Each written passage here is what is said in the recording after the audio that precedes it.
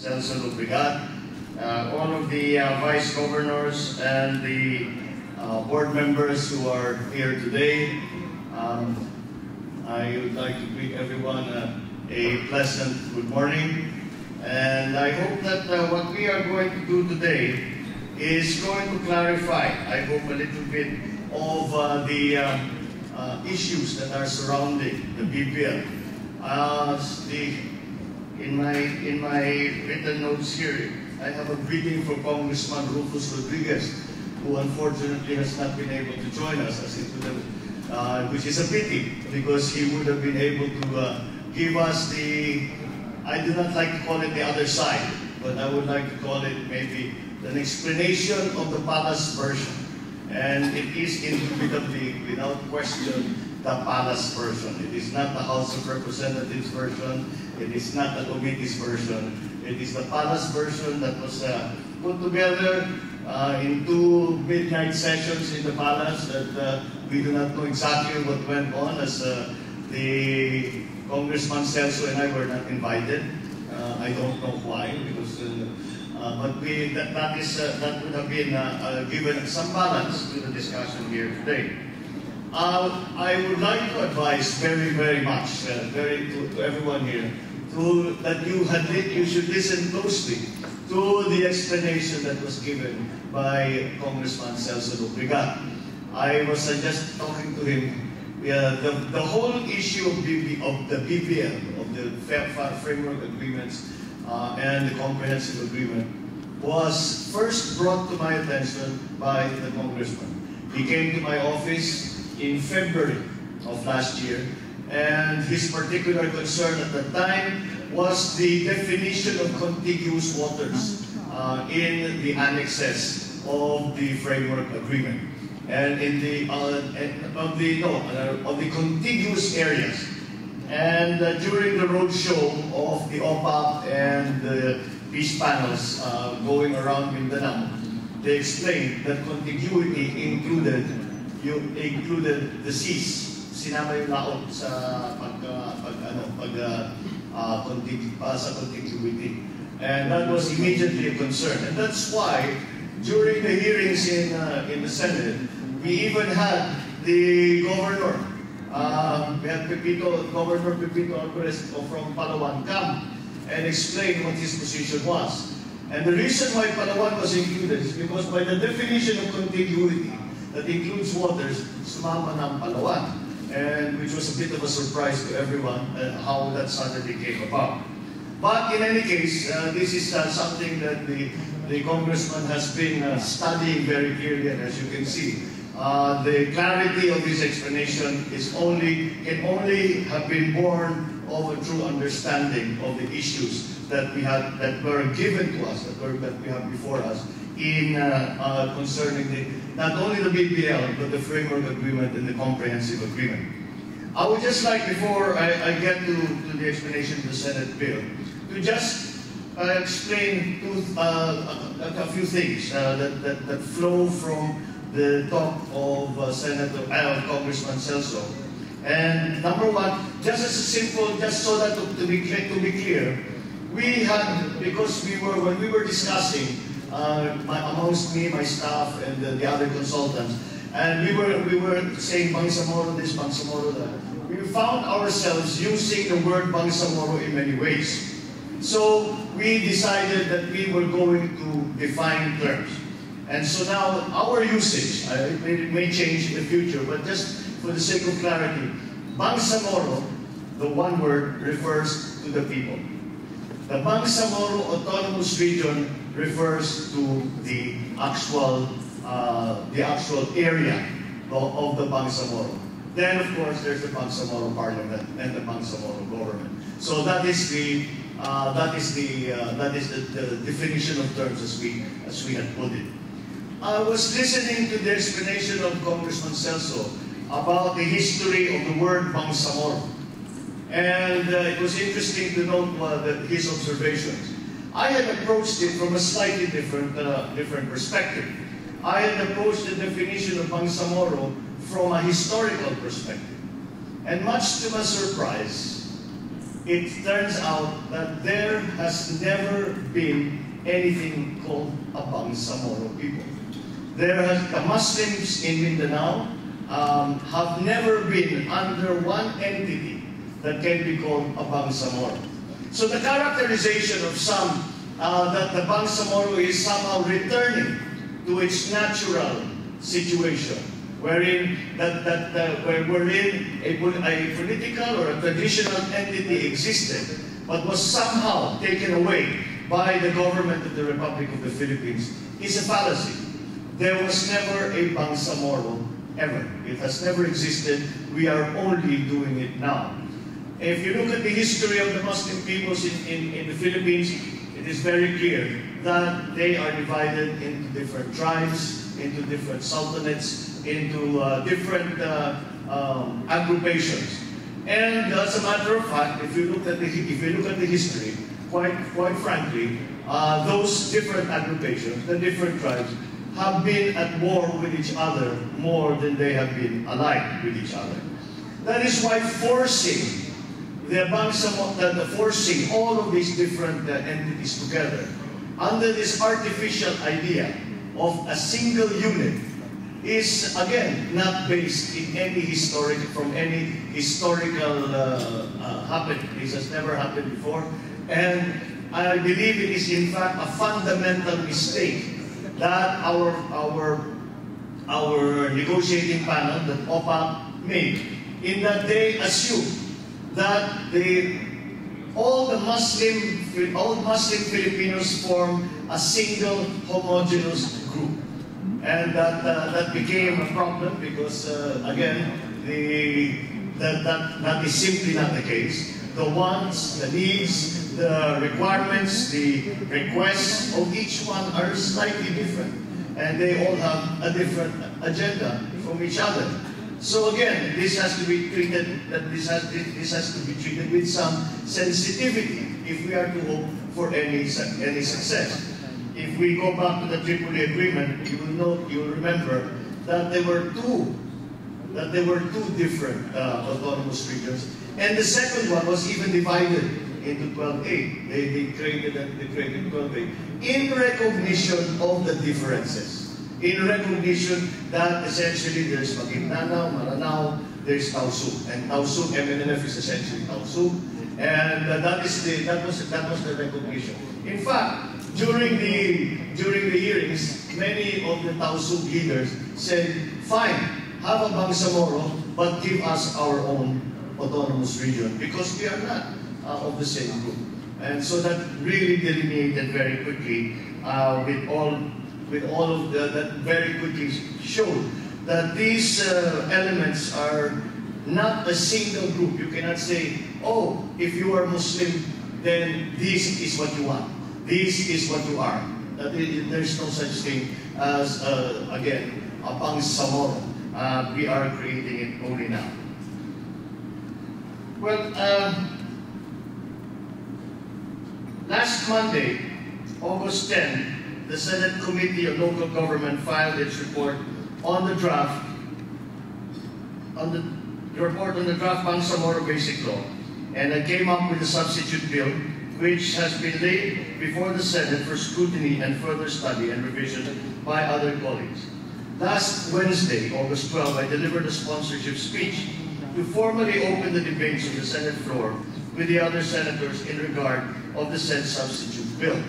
And again, I would like to go back to the comments made, or the letter that Congressman Celso put up of Chairman Murad to the ad hoc committee in the House of Representatives, where he assumed that we had negotiated with the whole government. And therefore, since they assumed that they negotiated with the whole government, the assumption was that since the executive signed the agreement, then so should follow the legislature and the judiciary. The fallacy to that argument is that this is not a treaty. A treaty is a foreign policy instrument that is decided by the president and another state, another sovereign nation.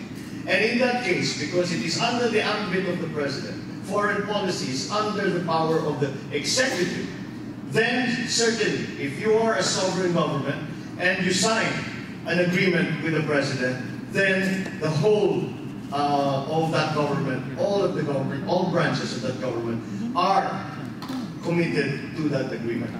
This is not a treaty. This is the creation of a local government unit. And this is where the problems begin. Because the assumptions that were made immediately assume that the Bangsamoro government or the Bangsamoro Autonomous Region are of the same footing as the national government. If you read the BBL, there are many instances where it says that where should there be conflict between the Bangsamoro government and the national government, there are intergovernmental bodies to negotiate between the two governments. Now, that is completely anathema to the entire idea of a local government. Now, you are all local government official. I was just teasing Joey while we were listening to Congressman Celso. And I was saying, we are in local government. I said, in 9 years of my being governor, I never once ever negotiated with the national government on anything. The province follows national policy. The province follows national law. There's nothing to negotiate. So why do we give suddenly the power to an entity which is meant to be a local government? The power to negotiate. Pag linagay mo sila, pag sinasabing ako makipag-negotiate sa'yo, ibig sabihin pantay tayo. And that immediately raised all of these alarms and caused a great deal of concern. And you will find that there are many instances, many provisions in the original BBL where they have this negotiating. And that is something that we had tried to immediately remove, and the supremacy and re-establish and make certain the understanding that supremacy of the state, of the republic, over all local government units, even this regional government that we are creating.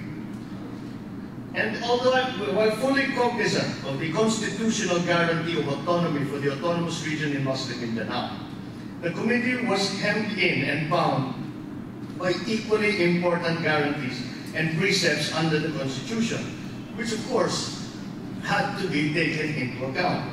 The confluence of all these factors served to temper the liberty and the authority of the committee in approving what the proponents had otherwise envisioned to be a simple and untrammeled enhancement of the autonomy presently granted upon the arm by way of national legislation. Mawalang galang na, napakaraming dapat isaalang-alang. Kung ganun lang sana kadali, ginawa na namin sana, subalit hindi talaga ganun kadali. Kaya naman napakahirap na ang trabaho ng komite. Dahil kung ang sinasabi, kaya maraming nagsasabi, anti-BBL sila, hindi sila baka.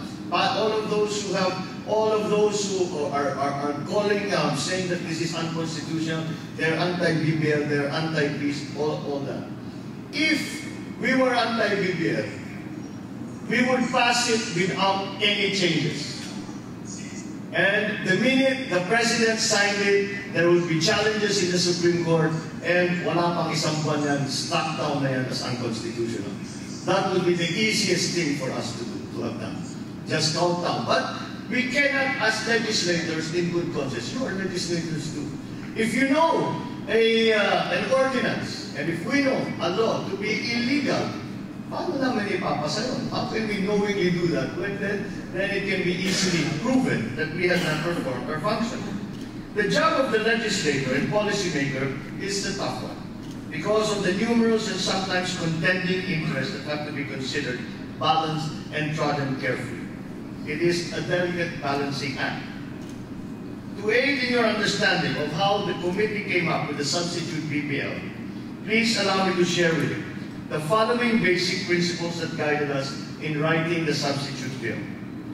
Number one, and as it should be, the Constitution.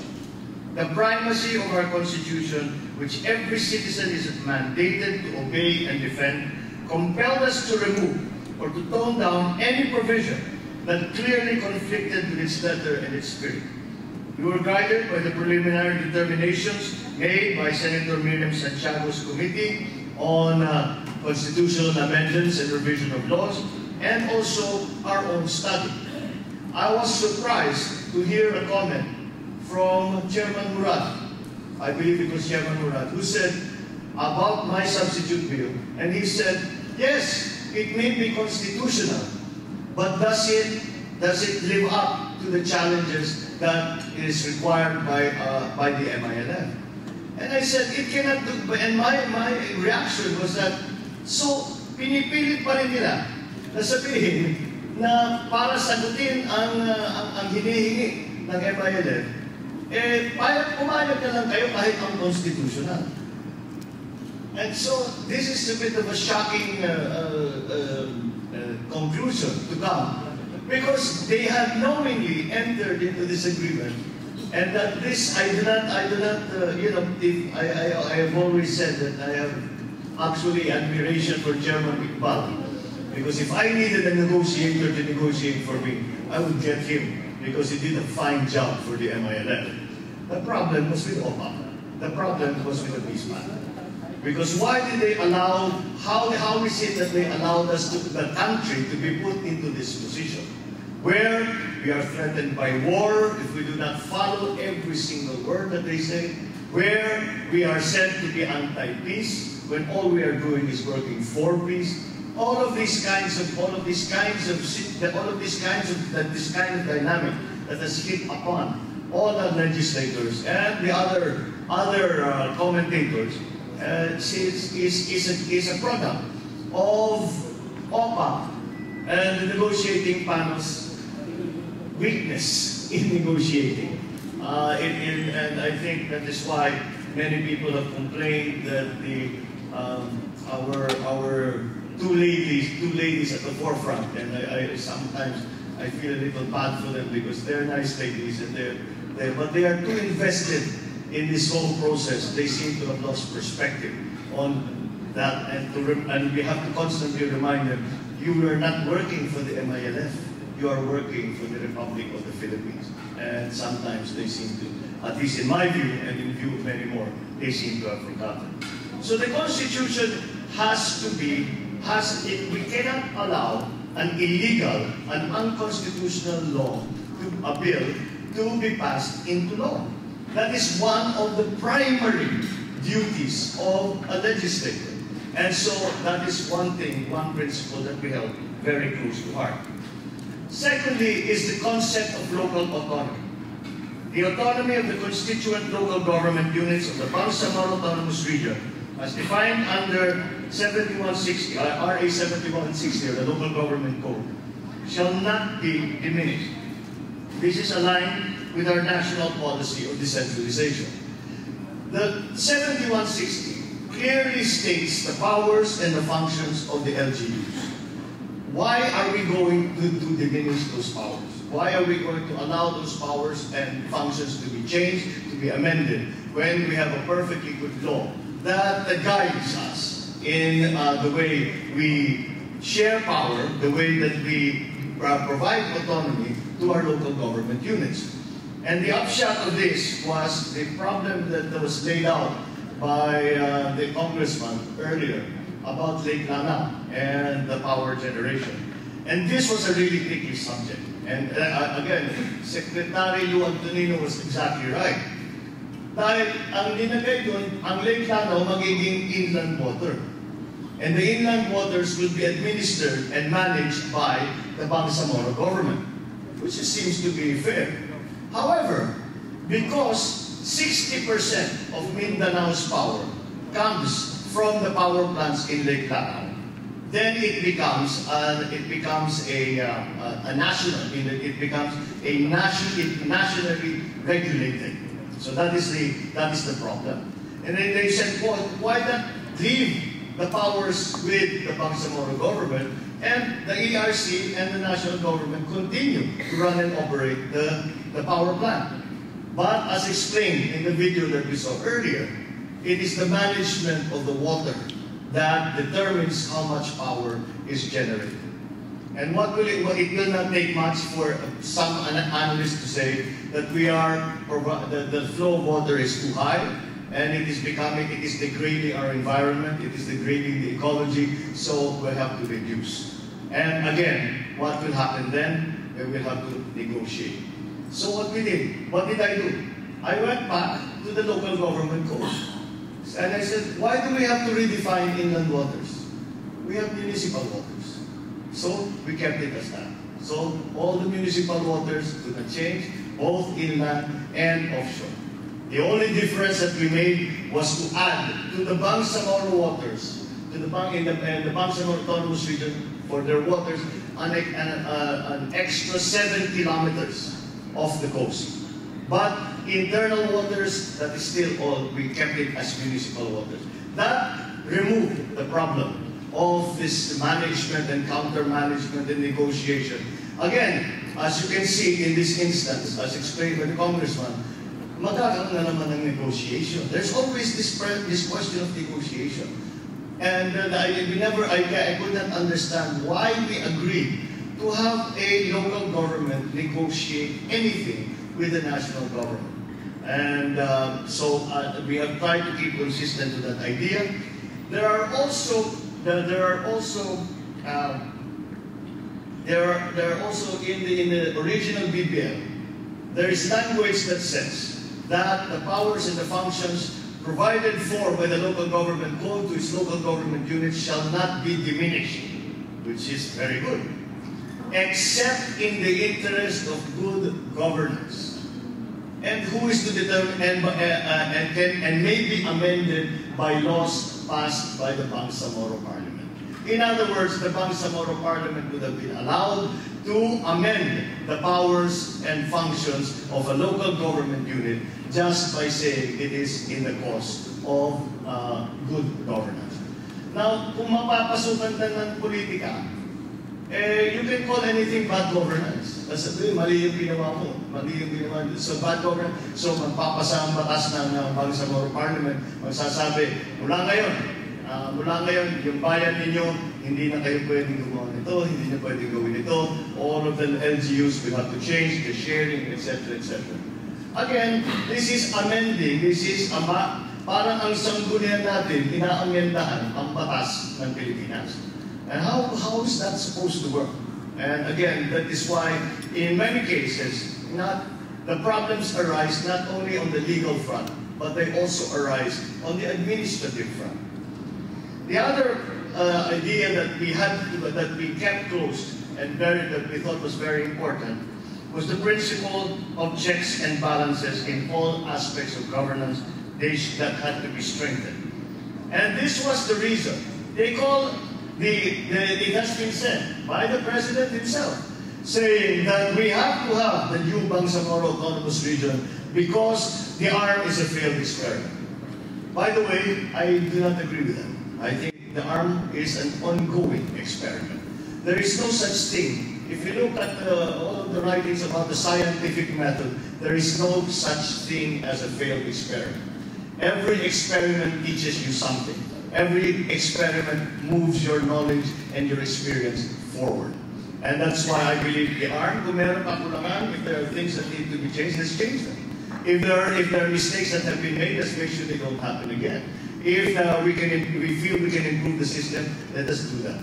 But one of the main elements that they say that the ARM was a failure, and the reason it was a failure is because for the large amounts of funding, last year we funded the ARM to the tune of 25 billion pesos. And the problem, they said, was that for all that money that is being given to ARM, it is not felt by the ordinary citizens. There may be truth to that. And why is that? Because we could not audit them. Why?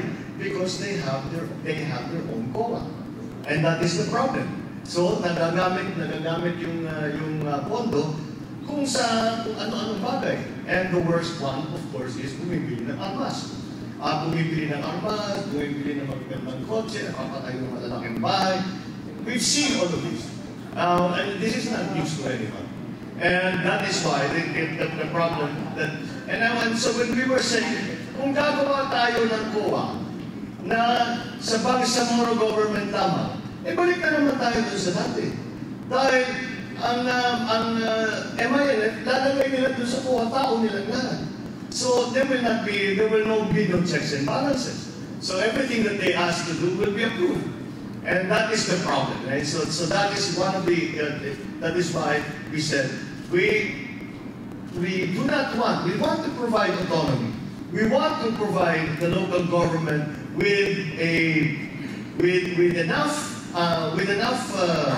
discretionary powers so that they can determine where their money is going to be used.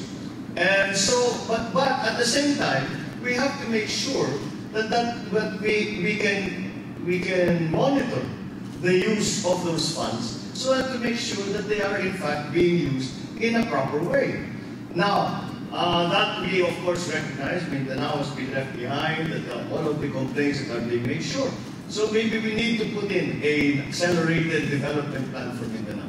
That is fine, there's no problem with that.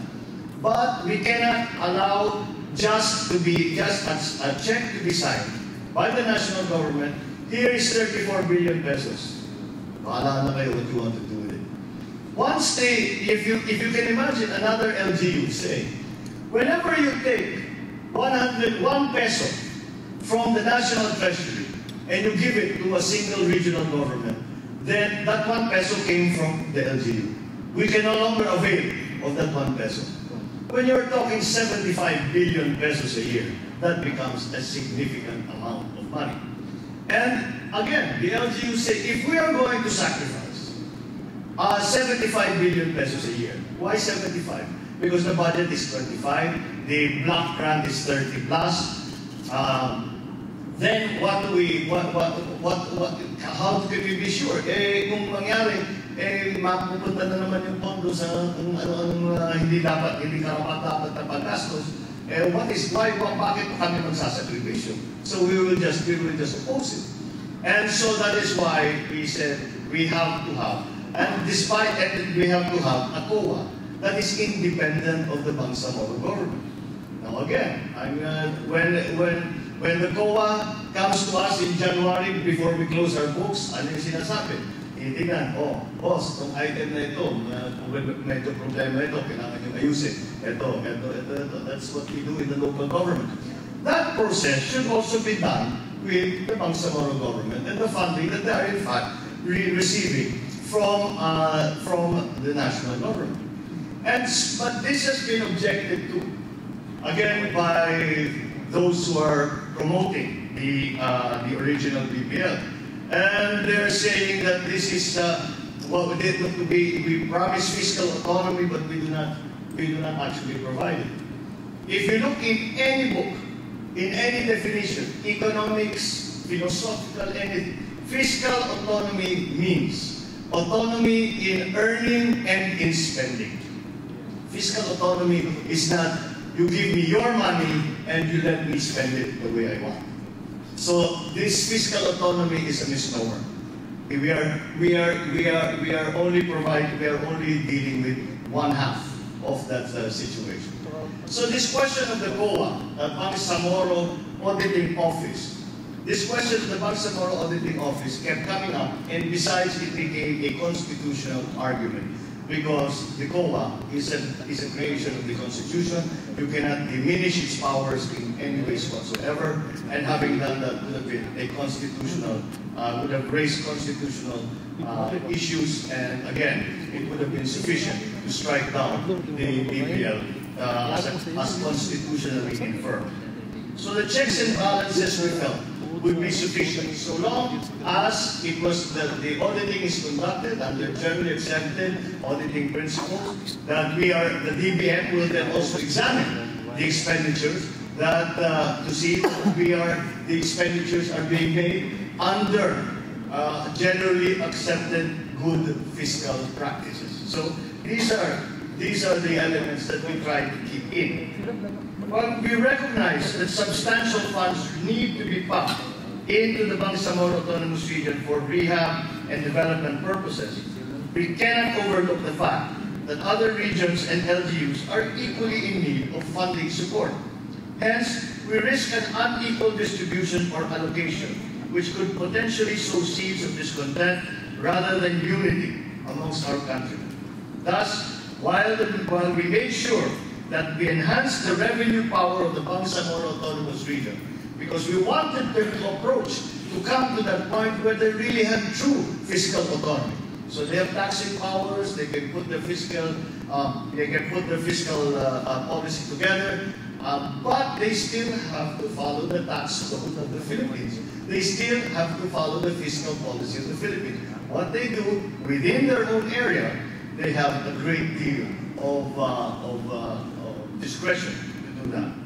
And they have the powers that were left with them. We decided to leave that is why we decided to leave. For the determination of Congress, the wisdom of granting additional funding for development purposes through the yearly budgeting process. The other problem that we had with the block grant is that if you look at the Bangsamoro Basic Law, the calculation is 4% of the national income will be sent to Bangsamoro. Why 4%? Why 3%? Why not 3? Why not 5? Why not 10? Why not 1? Nobody could answer. I don't know, Congressman, was anybody able to explain to you why the number that they used is 4%? I think they were backward. Exactly. They decided they wanted 35 billion, and they saw how much will 35 billion be of the national income. That's exactly right. The only explanation we can have for the 4% is they worked backward. They said, we want to give them this much. So, magkano yun sa national 4% more or less. So, ang magiging block grant every year is variously 30 to 35, maybe a little more depending on what happened in that year. So, this is random. It is random. Why 35? Why not 20? Why not 80? Why not 100? Why not? Etc. etc. etc. No reason has ever been given us. And furthermore, if, for example, in a law you have to try to take every law to its logical extreme to see that the law covers as much any possible instance that will happen. Let us say, sa plebiscito, 20 provinces join Bangsamoro. Isasabihin natin yung 75 billion, baka that's a little small already. Or, let us put it the other way. What if after the plebiscite only 2 provinces join Bangsamoro Autonomous Region? 75 billion is far too much money.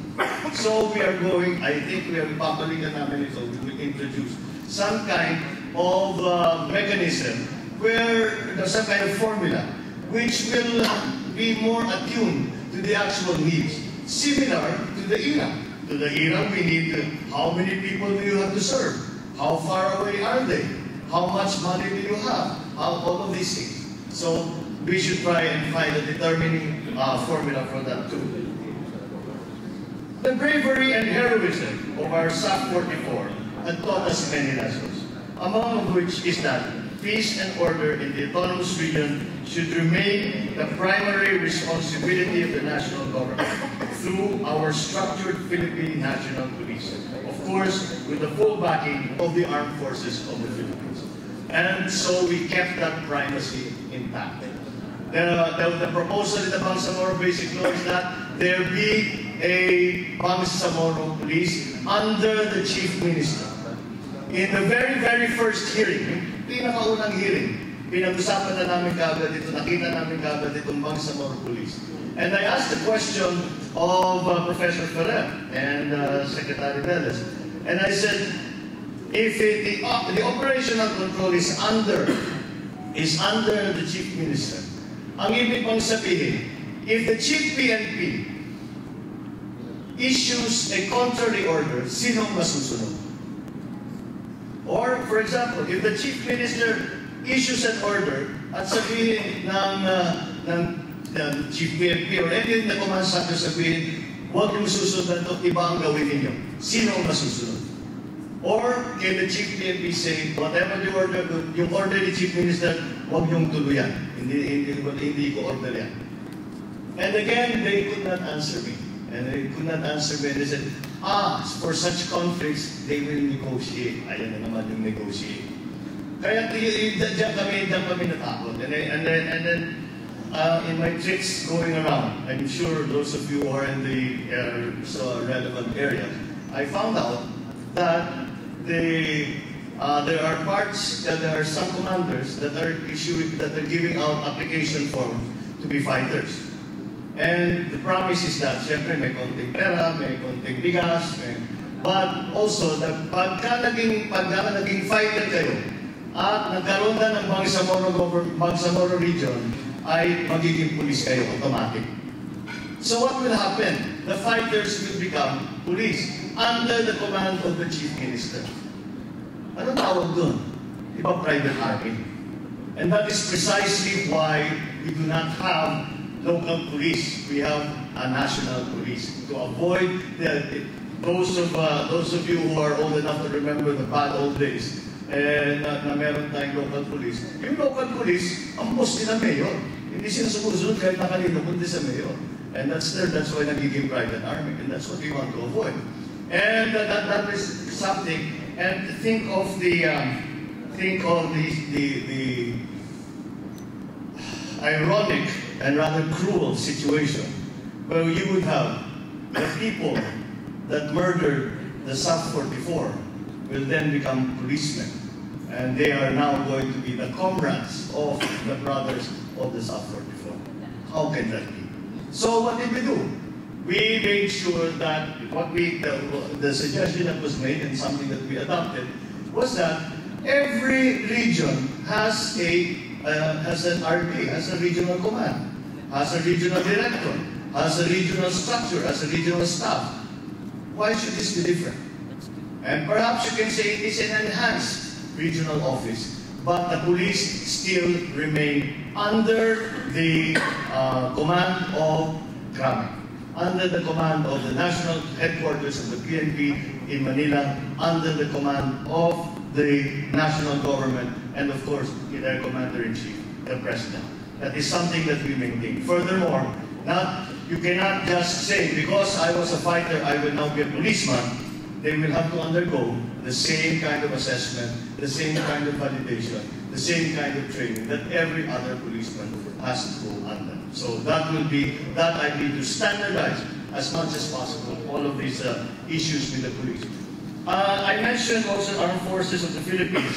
There was in the draft BBL that the Armed Forces would have to coordinate with the Bangsamoro government anytime that the Armed Forces would enter the Bangsamoro Autonomous Region. When you see coordinate, ang ibig sabihin yan, ask permission.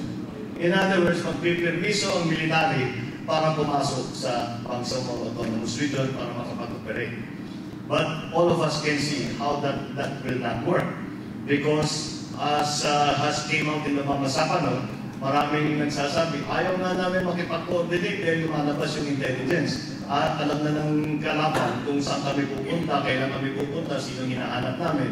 And so that is why we do not follow strictly the coordinating process. And again, this would be counterproductive, so we remove that as well. We must also recognize that the Bangsamoro Autonomous Region is a multi-ethnic and multicultural region.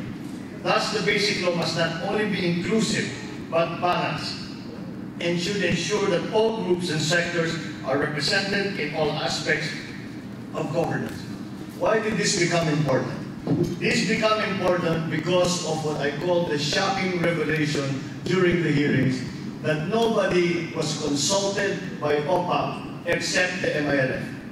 Ang parang nangyari, yung OPAP sa MILF, pupunta na, they went into a room, they locked the door, and sila lang nag-uusap. At yun, paglabas nila, eto na yung BBL. That's it. Tapos na ang usapan. The OPAP claims we have had hundreds of consultations. When they say consultations, what they mean is they went to these local government units and said, here's the BBL. We can explain it to you. That's a consultation. But no consultations beforehand in the actual negotiation. So it was a shocking revelation because how will you make a peace process succeed without the support of the LGUs and the LGU executives? How will you make the peace process succeed if the MNLF is not included? How will you make a peace process succeed if the sultanates are not included? How will you make a successful peace process if even members of the military, the active members of the military could not speak, as they cannot prefer an opinion, but the retired members of the military who actually fought in Mindanao during the time of crisis, during the time that the height of the war, had much to say, and we were able to glean a great deal from their experience. But the short-sightedness of our negotiating panel is evident because the MNLF had a very, very simple question. We fought for 43 years. Many of us have died. Tens of thousands of us have died. And we have made severe, extreme sacrifices. And because of that, we had the Tripoli Agreement. Because of that, we had the Jakarta Final Agreement. And in those agreements, concessions were given to the MNLF. Now, with the Bangsamoro Basic Law as written, what happens to all of that? Parang walang nangyari. Kung ganun lang, kung kukunin ninyo lahat ng ibinigay ninyong concession, lahat ng binigay ninyong pribileyo, lahat ng binigay ninyong poder sa amin, mamumundot na naman ulit kami para ipaglaban namin ulit yung nakuha na namin na tatanggalin ninyo ulit. And that's why when I made the privilege speech, I said very clearly, this will not lead to peace. Because that's the dynamic. But you are all very familiar with all of this because you live closer to this than even we do. So you can clearly see that this is not the short-sightedness would not have allowed this to succeed. And but we were able to have hearings with. We had a special hearing with MNLF only because the OIC, the Organization for Islamic Cooperation, with its 37 member states, was the one saying we only recognize the MNLF. We don't recognize the MILF. And yet our government only talked to the MILF.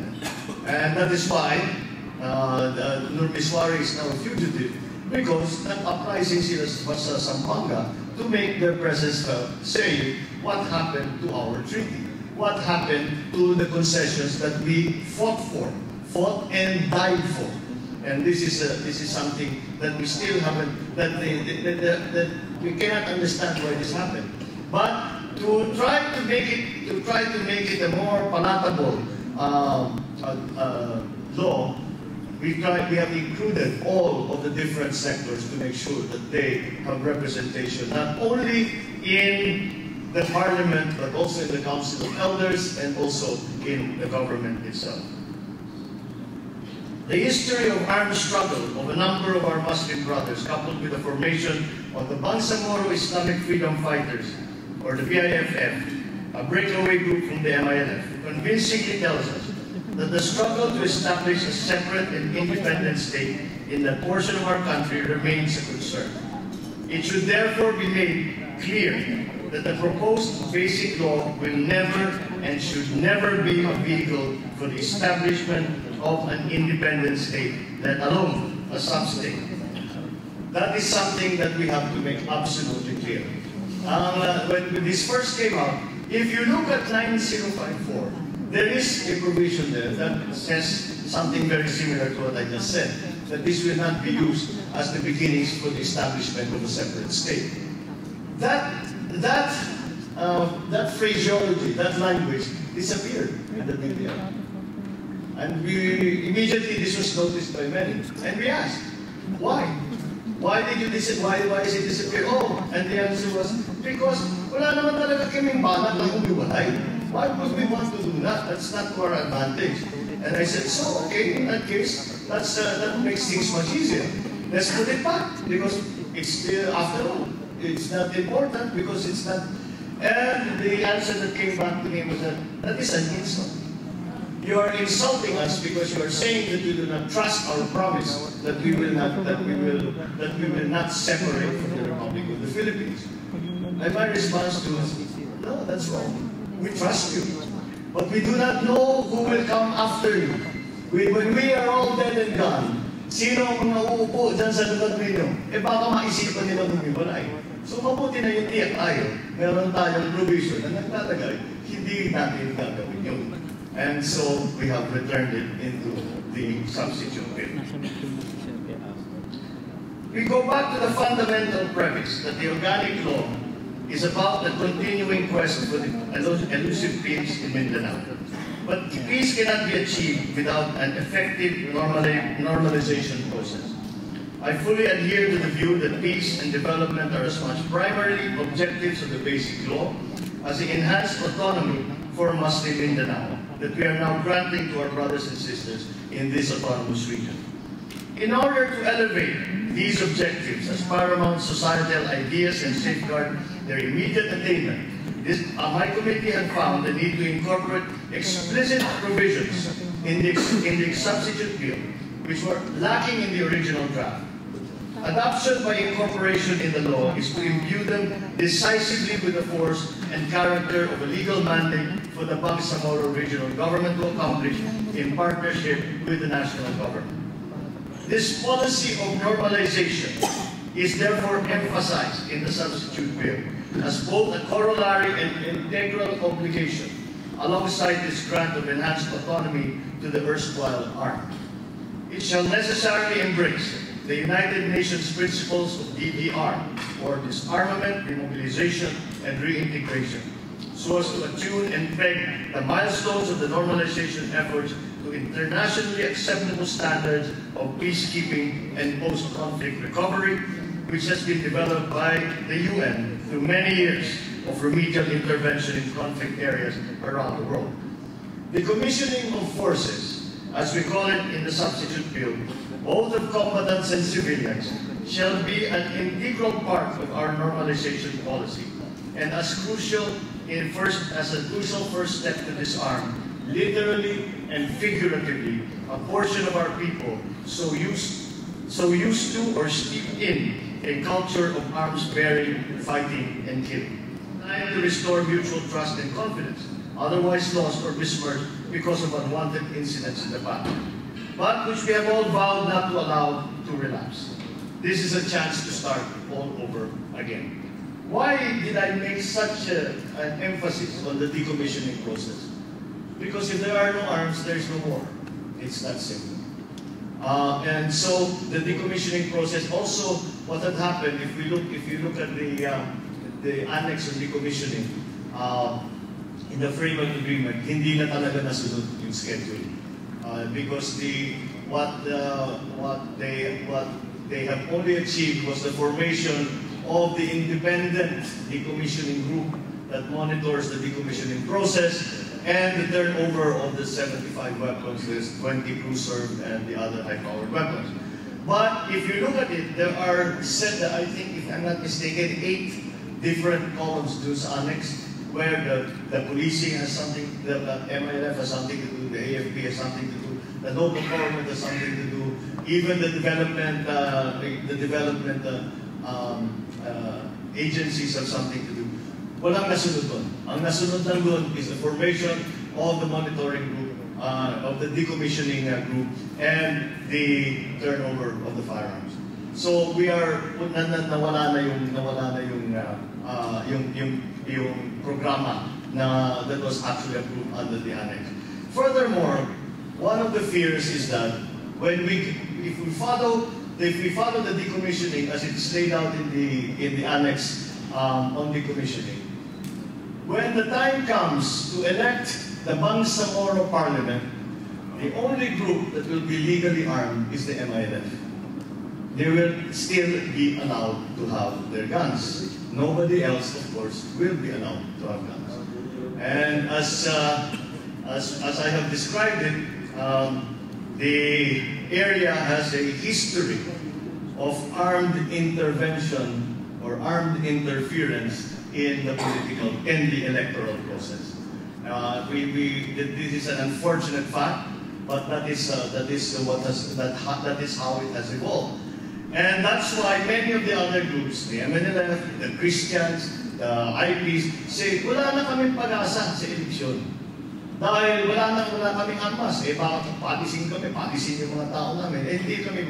So, mangyayari, MILF will be the only MILF will be elected into the parliament.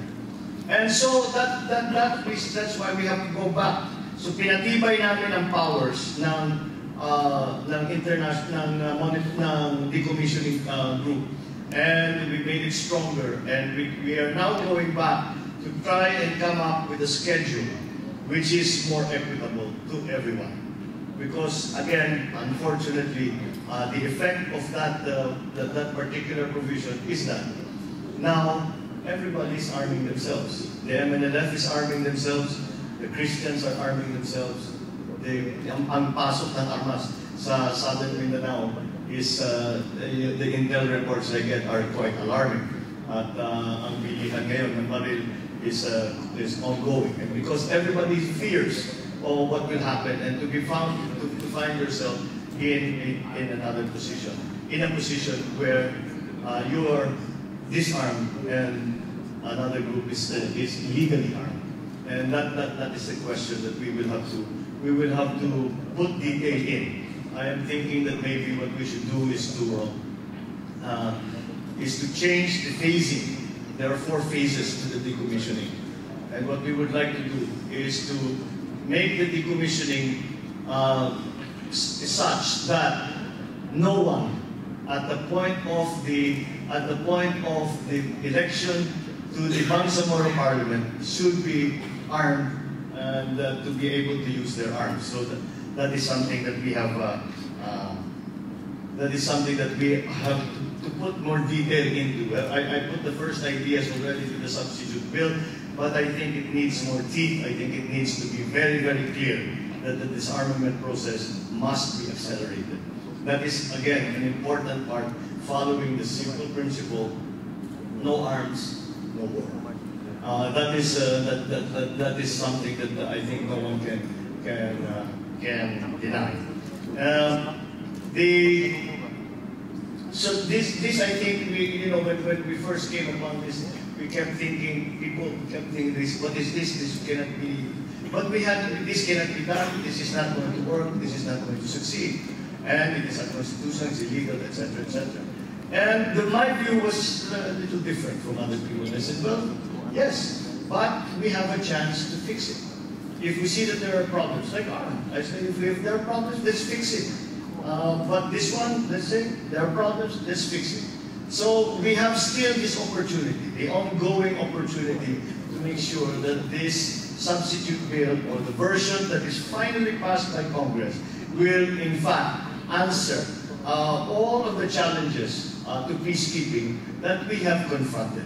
And that if we are able to craft a bill and enact it into law that is inclusive, that is legal, that takes into account all of the different sectors, then I think that we can say that we have taken at least a good first step to the peace in the peace process.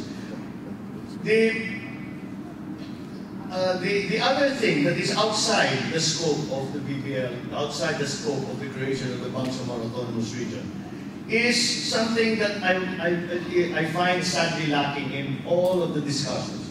And that is, when we have created the Bangsamoro Autonomous Region, when the Bangsamoro government is sitting in office, what are we going to do to make all of these dreams and aspirations true?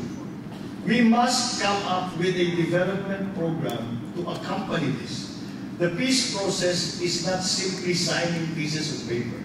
It's not simply senators and congressmen debating on the floor in the Congress, in the different houses of Congress. But it is a sincere effort to bring into the fold all Filipinos, Muslims, Christians, Lubads, IPs, all into the general day-to-day work of governance, the general day-to-day work of development.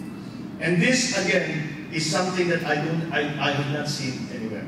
we must also put down, I believe, in accompaniment to whatever we do, whatever we pass as a basic law for the Bangsamoro Autonomous Region, whatever we do, it must, if it is to succeed, it must be accompanied by a sincere and robust development plan that ordinary people will feel. Corollary to my principle that if there are no guns, there is no war.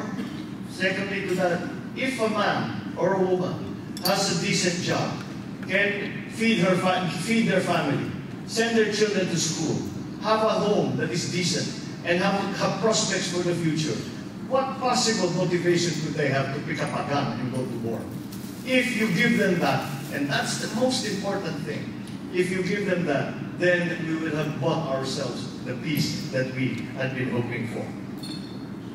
After the submission of the substitute bill and its circulation to the public, the reactions, as expected, were mixed. On the one hand, I was given the surprising honor by the PhilConsa as the defender of the Constitution, and I was laughing when I received it, and I told them, first of all, it is ironic that you are giving me that, because number one, I'm not a lawyer. And number two, you're saying that Ferdinand Marcos Jr. is the defender of the Cory Constitution.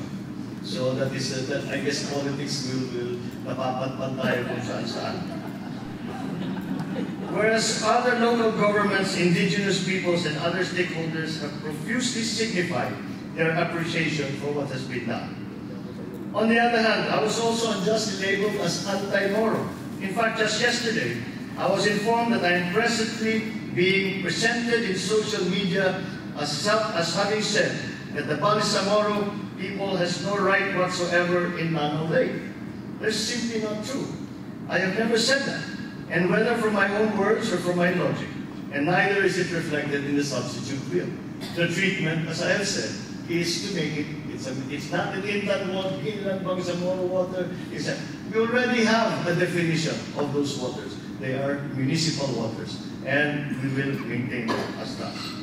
Even in its present form, the substitute bill may not yet be as perfect as we would have wanted it to be, or have painstakingly tried to do. However, neither is it in final form as far as the Senate is concerned. As I'm sure you all know, we still have to go to the period of interpellation, we still have to go to the period of amendments, both from the committee and from individuals, and then we have to go to BICAM. So marami pang mangyayari. And much less is it the consolidation version of our bicameral committee for both houses of Congress. Which version is to emerge only until after the bicameral conference of the two houses have taken place. The substitute bill is just the starting point.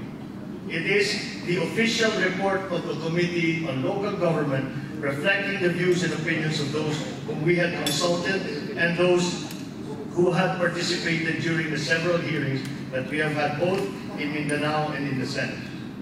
It is a working draft, if you will, of the Senate for the next few weeks, that it will buckle down for heated debates and tedious amendment process. For your information, no less than 14 committee members have signified their intention to interpolate and amend the substitute bill, not counting the rest of the senators who, while not members of the committee, all have the right to interpolate and suggest amendments in the working draft.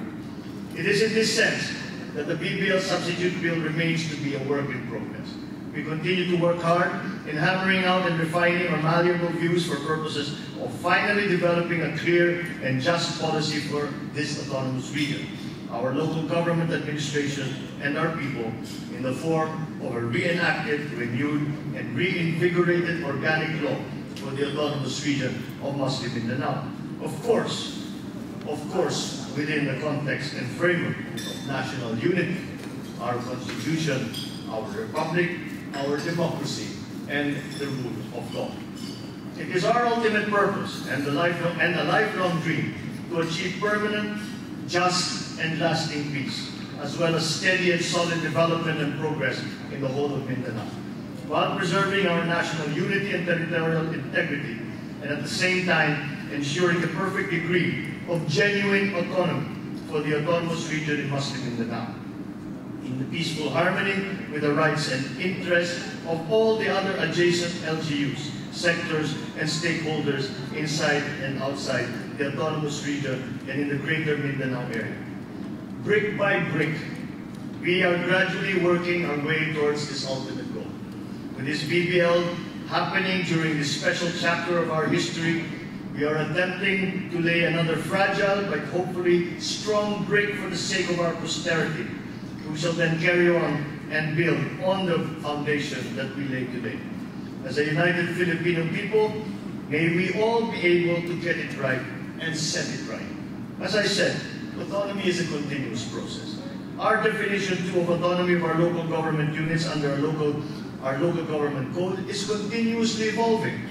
Our proposed definition of autonomy of the autonomous region of Muslim Mindanao will certainly be revisited and again be redefined in the future, not on the compulsion of armed struggle, but otherwise in the genuine pursuit of good governance and social development of all our people.